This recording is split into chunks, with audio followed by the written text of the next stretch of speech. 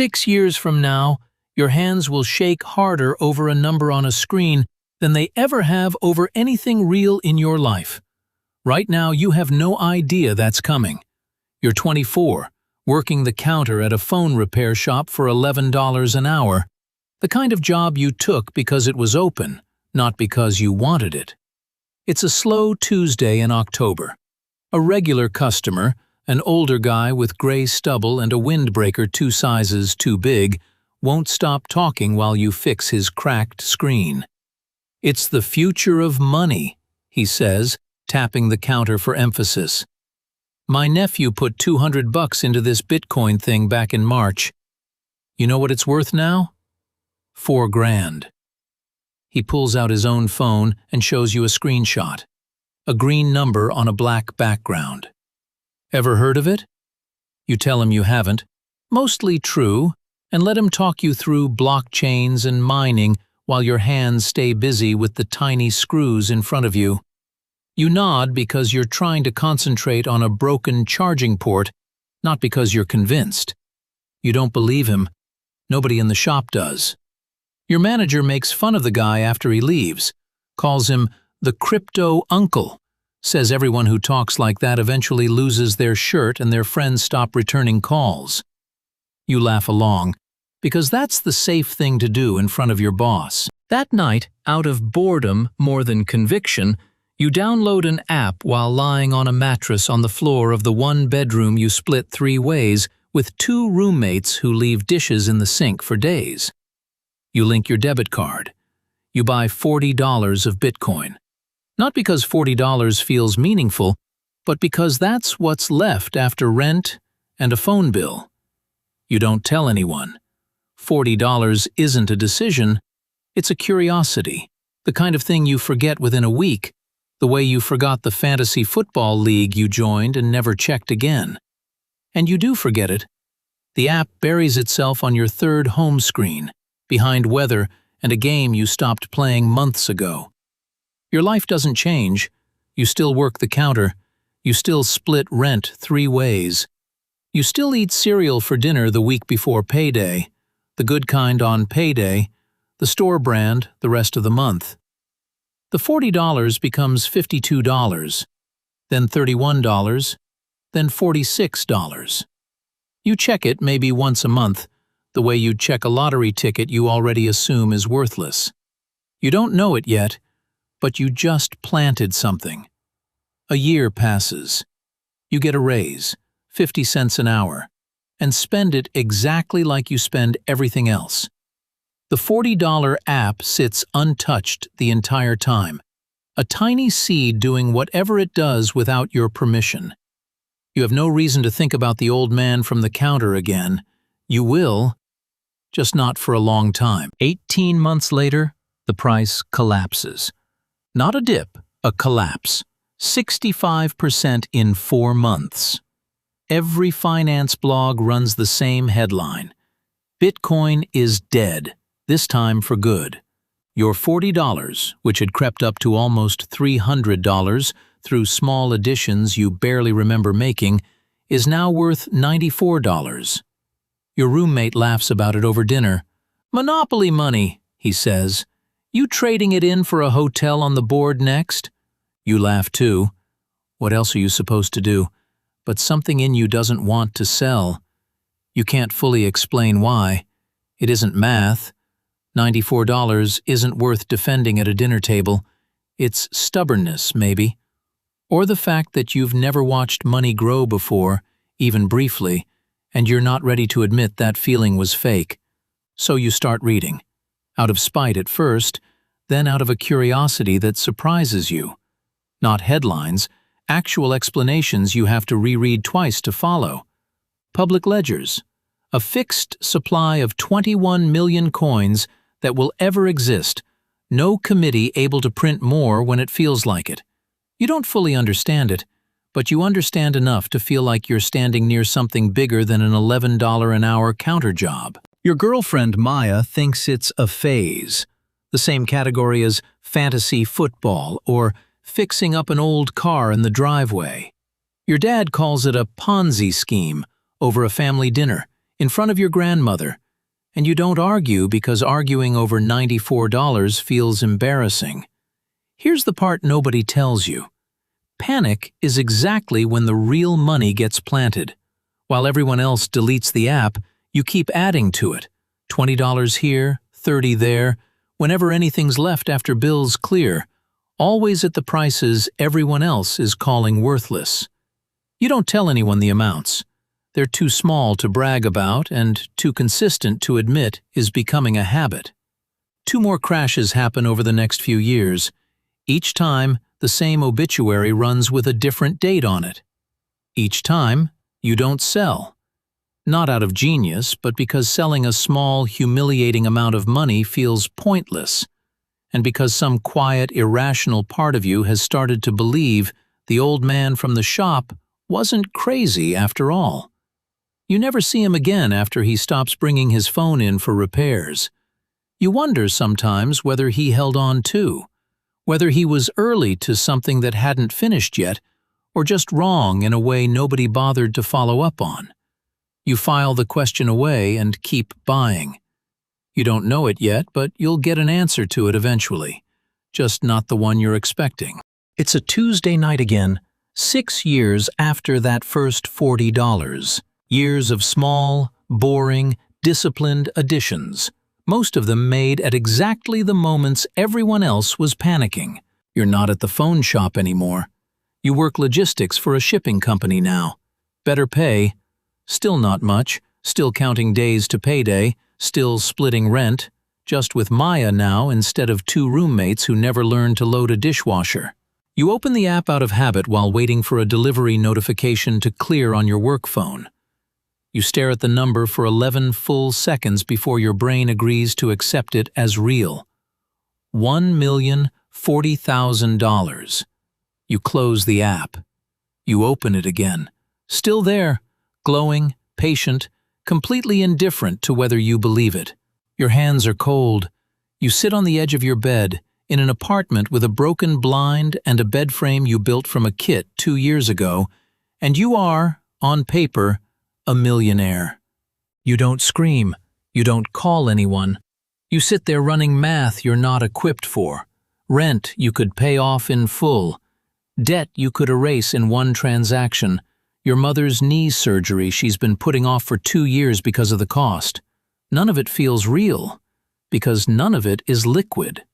It's a number tied to an asset that moved 12% in the last 6 hours alone. Up in the morning, down by lunch, up again by dinner. You've read enough by now to know that number could be $700,000 by sunrise or $1.3 million. It refuses to hold still. Maya stirs beside you. "You okay?" she mumbles, half asleep. You almost tell her. You don't. Not yet. "Yeah," you say, "just can't sleep." It's the first lie the money asks you to tell. It won't be the last. You lie in the dark, running the arithmetic of a life you don't have yet, built on a number that won't sit still for even an hour. This is the part nobody warns you about. Owning it wasn't the hard part. Deciding what to do with it is. You watch the balance swing by 6 figures in a single day, up Monday, down Wednesday, up again Friday. Each swing larger than your entire annual salary combined. You start checking it 40, 50 times a day, in bathroom stalls, at red lights, on your lunch break, at 3 a.m. when you wake for no reason and can't fall back asleep until you've looked. You read 100 strangers online, all certain, all contradicting each other. "Sell everything," one voice insists.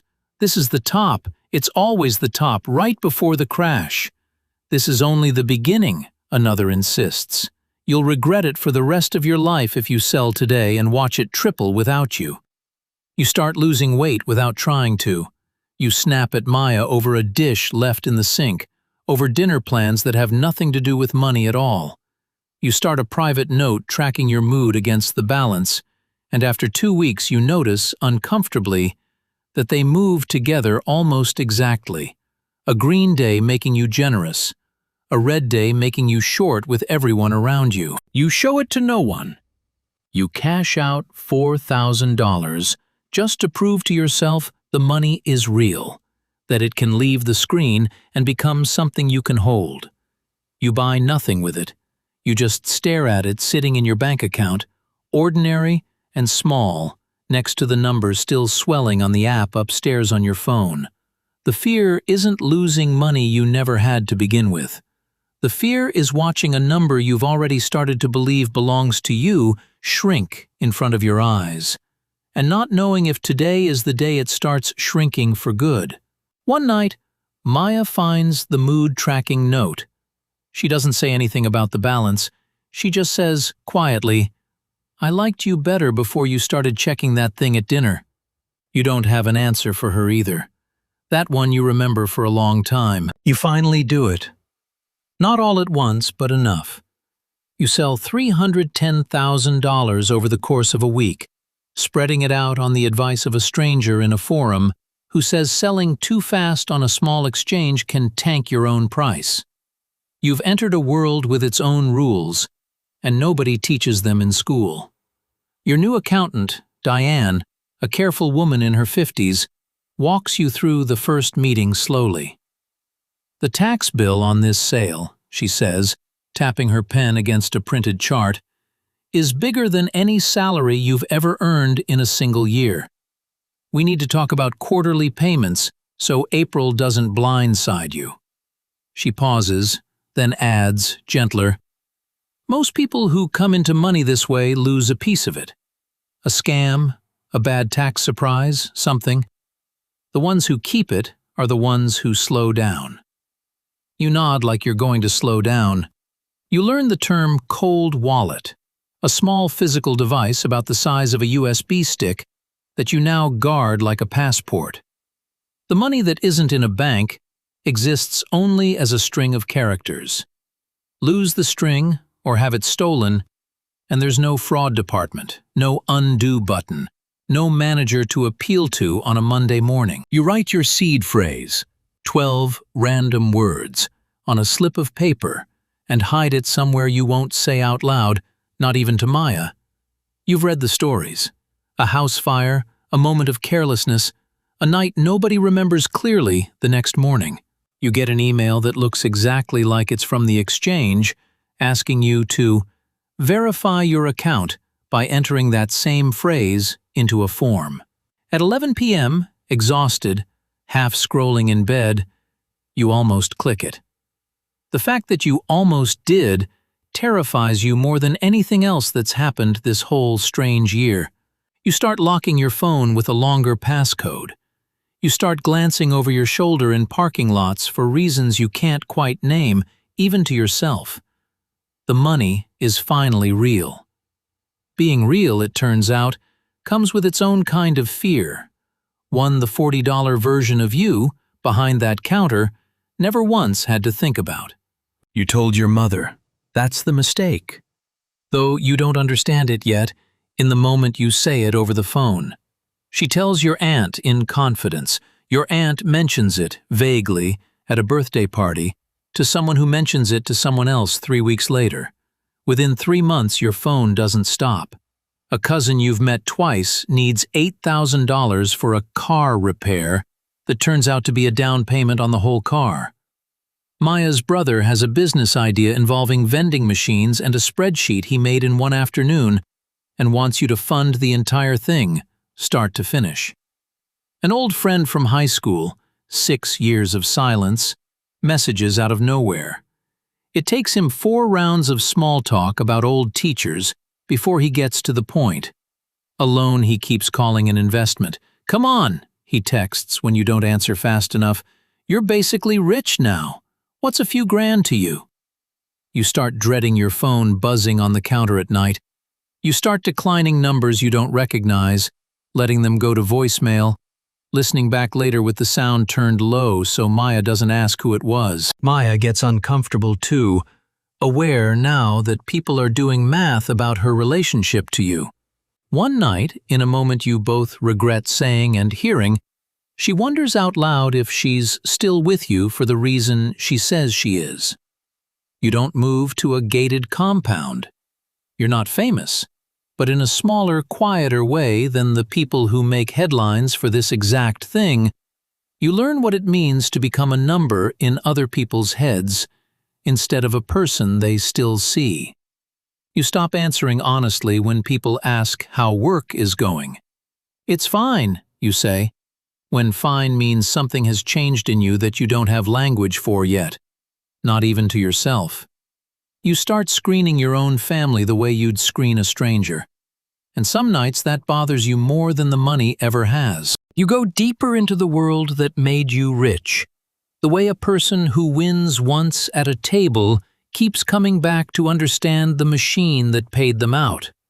You join private group chats full of acronyms you didn't know a year ago: DeFi, yield farming, liquidity pools, and start putting money into projects with names that sound invented because they are.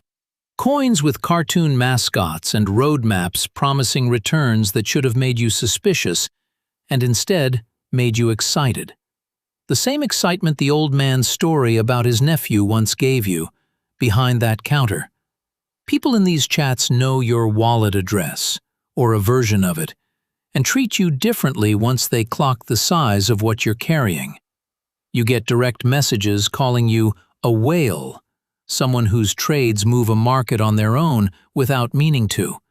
It flatters you in a way you're embarrassed to admit, even to yourself, late at night. You start waking at 5 a.m. to catch pre-sales. Coins sold to insiders before the public gets a shot, promised to people like you now instead of people like the old man. You get invited onto a private call with a project's founders, just 11 other people on the line, and spend an hour feeling like you've been led into a room most people never know exists. Someone mentions a dinner at a conference in another state, invitation only. For the first time in your life, you buy a plane ticket to a city you've never seen, for a party you weren't sure until the last minute you were actually invited to. You stand in a hotel ballroom holding a drink you don't finish, surrounded by strangers who all seem to know each other, feeling simultaneously more important and more alone than you have in years.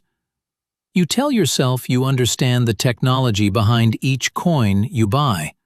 Mostly what you understand is the feeling of being early, the same feeling that first $40 gave you years ago, except now the stakes are measured in hundreds of thousands instead of $40 you could afford to lose without ever noticing it was gone. You put $400,000 into a coin a friend from one of the group chats swears is the next 100x, the one that turns modest money into generational money for whoever gets in first.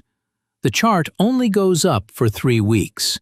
You watch your position climb to $1.1 million and you don't sell, because selling early feels like the exact mistake every successful person in the chat warns against. A quieter voice, a woman in the chat, Priya, who cashed out early on a different coin months back, messages you privately. "Take at least half off the table, please." You don't listen. You swipe the message away without answering. Then the developers stop posting updates. Then, on a Tuesday, while you're at work with your phone hidden under a warehouse desk, the price doesn't dip. It falls off a cliff. In under an hour, it's down 90%. By the next morning, it's effectively zero. You learn the term rug pull, 2 days too late to matter. A project built from the start to take investors' money and disappear without a face attached to any of it. You watch the founder's wallet drain every last dollar in a single transaction, in real time, on a public ledger that shows you exactly how it happened without letting you stop a single second of it. You lose $400,000 that was once unambiguously yours. On paper, you lose over $1 million of a future you'd already started planning around. 2 months earlier, a different friend from the same chat had pitched you something almost identical, and something about the founder's answers on a call had felt slightly rehearsed, slightly too smooth. You'd walked away from that one with an uneasy feeling you couldn't name. You wish now you'd trusted that feeling the second time, too. You don't tell Maya the exact number for a full week, dodging the question every time she casually asks how the new investment is going. When you finally do, sitting across the kitchen table, lights off because neither of you thought to turn them on, she doesn't yell. She just goes quiet, in a way that's worse than yelling, and you understand for the first time that this money was never only yours to lose. Later that night, you find Priya's message again and finally write back. 2 words. You're right. She doesn't reply for 3 days. When she does, it's just, I know. Took me a rug pull too. A year later, the broader market turns. Not one coin this time, all of it. Crypto's version of a recession, though bear market, doesn't come close to describing what it actually feels like from the inside. Your holdings, once worth over $2 million, at their peak on paper, sit at $640,000. You do the math you've been avoiding for months, finally, alone at the kitchen table on a Sunday. Between the rug pull, the taxes, the spending you told yourself you'd earned, and the market simply falling under its own weight, you've watched roughly 2/3 of your peak wealth disappear. Not in one dramatic moment you can point to and blame, but in 100 small decisions stacked on top of each other. Maya, now your wife, asks the question you've been avoiding asking yourself. The bills are spread out between you like evidence. What was any of this actually worth? She asks, quietly. If the number that made you a millionaire on paper was never something you controlled to begin with. You don't have a clean answer for her. You call your mother that week and finally tell her the real number. She goes quiet on the other end of the line, the way Maya once did. Then, after a long pause, I'm proud of you anyway. The number was never really the point for me. It's the first time in over a year that anything about the money has made you feel steadier instead of worse. You still have $640,000, more than you had before any of this started, more than your parents ever had at once in their whole lives combined. But you also carry the specific, expensive memory of what $2 million felt like in your hand, for exactly 4 months, before it slipped through your fingers in a market you never actually learned to predict. No matter how many charts you studied at 3 a.m. or how many private calls you sat in on. Maya doesn't ask you to sell the rest. She just asks you to stop checking it in bed. You agree. It's harder than it should be. Quitting a nightly ritual is always harder than it looks from the outside, and it takes you longer than you'd like to admit to actually keep the promise. 6 years after that first $40, you work a stable job again. Operations, mid-sized company, real salary, real benefits. A retirement account you actually contribute to every paycheck without fail. You don't check the app 40 times a day anymore. You check it once a week, on Sunday mornings with coffee, the way you used to check it back when $40 was a curiosity instead of the center of your entire life. One Sunday, on a whim, you drive back to the old strip mall.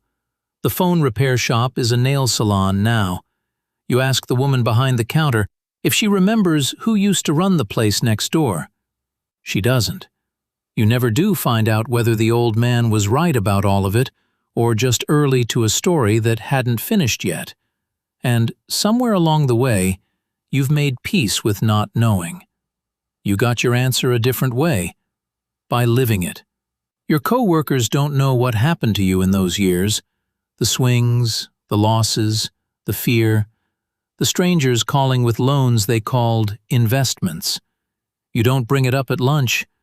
When someone jokes about buying crypto to get rich quick, you smile, say something vague, and change the subject, because there's no way to compress 6 years of your life into a sentence that fits between bites of a sandwich. You know what it feels like to watch a number swing by 6 figures before breakfast is finished.